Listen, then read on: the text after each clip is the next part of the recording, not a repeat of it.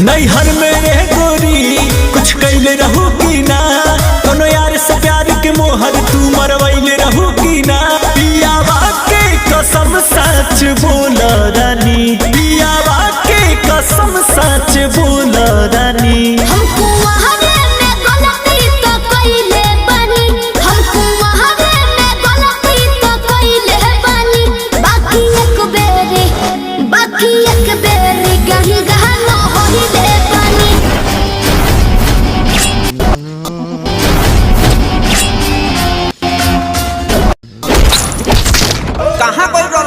कोई नहीं रहते मलाई का इतना भलाई कर देले तो रोत काहे बा मोर दे खोल के बतावा।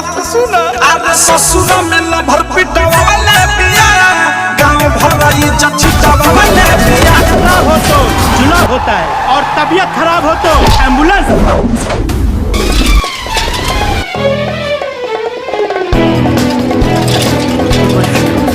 रात भर एको बेर पलंग